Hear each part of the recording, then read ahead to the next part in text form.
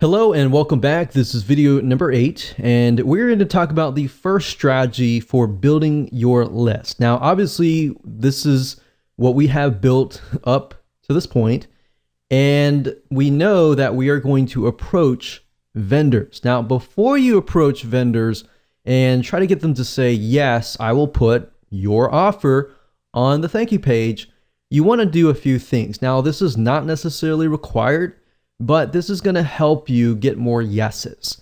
So once you have everything in hand, what we highly recommend that you do is you set up your product on a real sales page. Now, you might be thinking, oh, this is so hard to do, but in reality, what I recommend that you do is taking what you learned in the previous video about getting a script written, finding a video spokesperson on Fiverr to read that script. All you have to do is you can do the same thing. Just get a script written, and you can find somebody like a copywriter to write a very, very short script that explains what your product is all about, how it's beneficial, what it offers, and just give it to a video spokesperson, get them to create the video, then upload that video onto a sales page with a buy button. And you can create buy buttons super easy via PayPal. Now, if you have any problems, you can get somebody else to create your sales page, but it's really not a complex process. The reason why we want to do this is because we want to put your product out in the public so that the public can see that you are actually selling this product. Like I said, it's not required, but what it does is it bumps up the perceived value of your offer. So when you actually approach vendors, you can say, hey, this product is actually being sold for $47, but I'm going to give it to your subscribers, your customers, for free. And it's going to be a win-win situation for your buyers, for you, because your buyers are going to be much happier, and then it's a win-win situation for everybody. So there are many different ways of approaching vendors, which we'll talk about in just a second, and how to approach these vendors with your specialized offers. So we're going to discuss what you must do and what you must avoid doing at all costs that can actually cost the deal. So let me go ahead and show you how to do that. Okay, so this process does take time. So a quick warning to you, but it's better to actually do this before you create your high value offer.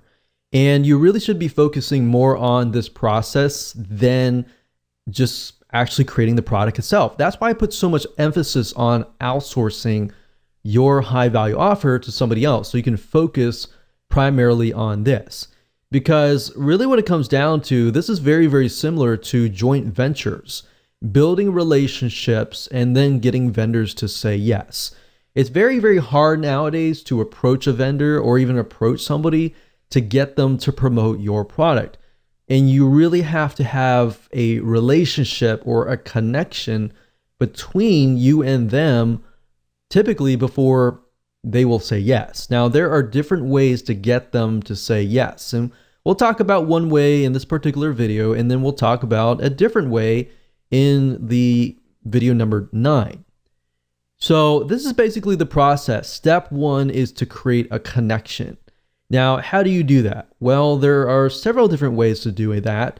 And the first way is, of course, to buy their product. So in this case, if we're going to do something on weight loss, specifically related to foods, then what we want to do is we want to find all the vendors that are not directly related to weight loss foods, but maybe they offer things like weight loss exercises or things that are not directly in competition that they would more likely say yes. So you can buy their product, or you can be their affiliate and promote their product, which we'll talk more about in the next video. So you got to have that connection. A lot of people feel like they approach people or as many people as possible and get them to say yes. It's better to approach 10 people or 5 people that you've done your research on and that you've created a connection with than just blanket trying to approach 50 or 100 people. At the end of the day, quality is more important than quantity. So make that connection. And this connection, as you can see, can be built over time. Step number 2 is building a relationship with them, talking with them. Subscribe to their newsletter. Every time they email out, respond with something actually interesting.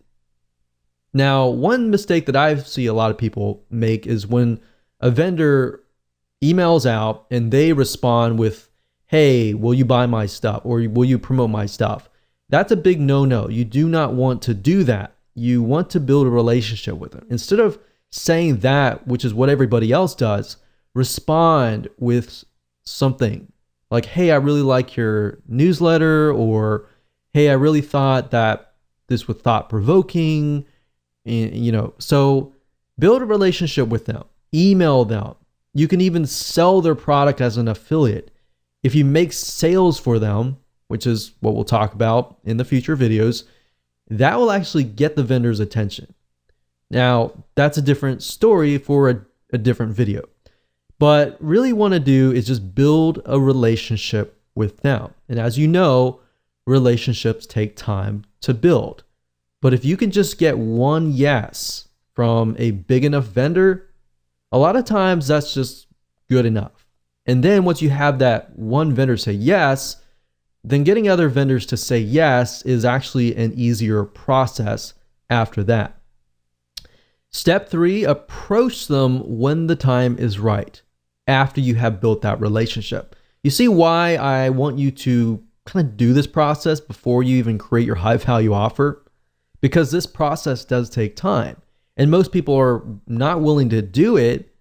And because of that, that leaves open a large amount of opportunity.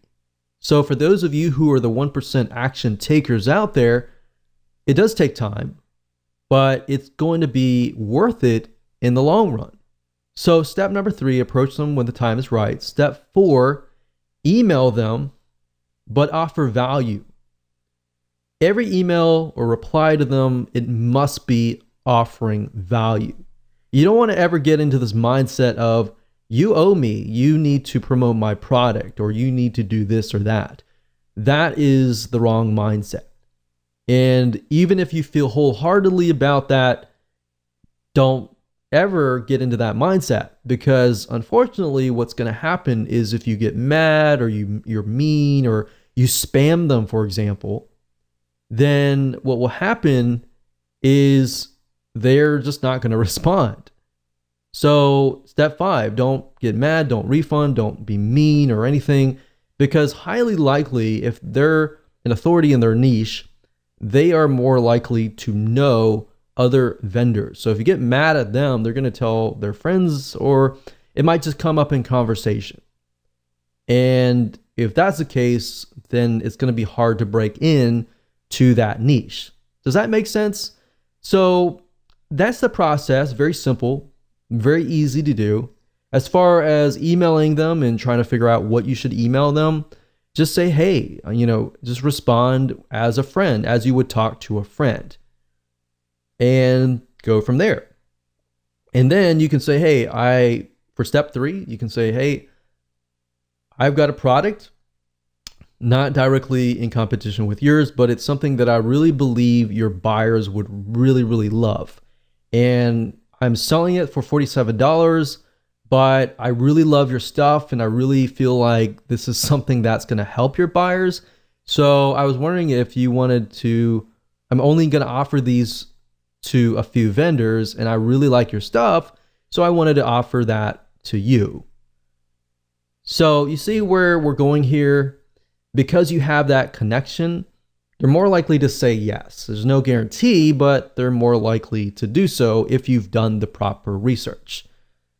So with that said, let's move on to the next video, and I'm going to talk about a different way to create a connection without really building that close friend relationship.